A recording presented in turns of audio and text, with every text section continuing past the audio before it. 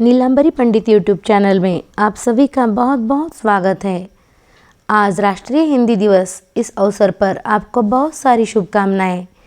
14 सितंबर 1949 को भारत के संविधान सभा ने हिंदी को संघ की राजभाषा के रूप में स्वीकार किया था। इस निर्णय को महत्व देने के लिए 1953 के उपरांत हर साल 14 सितंबर को हिंदी दिवस मनाया जाता है। हिंदी आम आदमी की भाषा के रूप में देश की एकता का सूत्र है। आज पूरी दुनिया में 175 से अधिक विश्वविद्यालयों में हिंदी भाषा पढ़ाई जा रही है। हिंदी भाषा के 11 स्वर और 33 व्यंजन है। हिंदी भाषा बाईं से दाईं ओर लिखी जाती है। हिंदी भाषा एक यूरोपीय भाषा परिवार की सदस्य है। भारत के बिहार, छत्तीसगढ़, हरियाणा, हिमाचल प्रदेश, झारखंड, मध्य प्रदेश, राजस्थान, उत्तराखंड और 2020 साल से जम्मू और कश्मीर, उत्तर प्रदेश और राष्ट्रीय राजधानी दिल्ली यह हिंदी भाषा का क्षेत्र है। 2011 की जनगणना के अनुसार 57.1% भारतीय लोक संख्या हिंदी जानती है और 43.63% लोग हिंदी को अपनी मातृभाषा कहते हैं। भारत, पाकिस्तान और अन्य देशों में 14 करोड़ 10 लाख लोगों द्वारा बोली जाने वाली उर्दू भाषा व्याकरण के आधार पर हिंदी के समान है। कुछ हद तक पूरे भारत में सामान्यतः एक सरल रूप से समझी जाने वाली हिंदी यह भाषा है। Fiji, Mauritius, Guyana, Suriname, Nepal और संयुक्त अरब अमीरात ने भी हिंदी या इसकी अन्य बोलियों का उपयोग करने वाले लोगों की बड़ी संख्या मौजूद है। फरवरी 2019 में अबू धाबी में हिंदी को न्यायालय की तीसरी भाषा के रूप में मान्यता मिली है।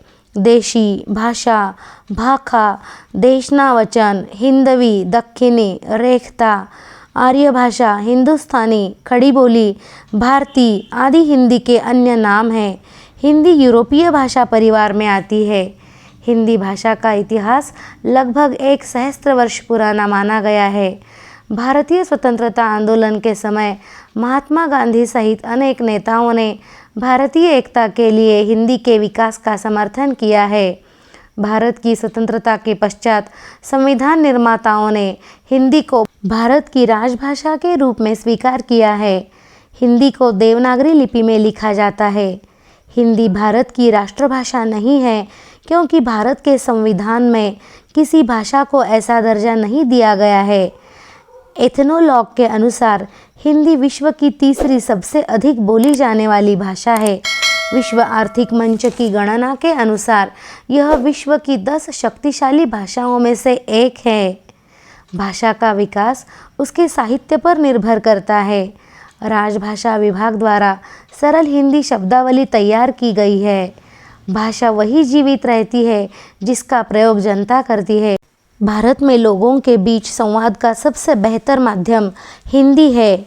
हिंदी के कवि अमीर खुसरो, अयोध्या सिंह उपाध्याय, हरिऔध, कबीर, अटल बिहारी वाजपेयी, काका हतरसी, नीरज, चंद बरदाई, तुलसीदास, महादेवी वर्मा, मैथिली शरण गुप्त, सूर्यकांत त्रिपाठी यानी निराला और हरिवंश राय बच्चन ऐसे प्रसिद्ध कवि हो चुके हैं।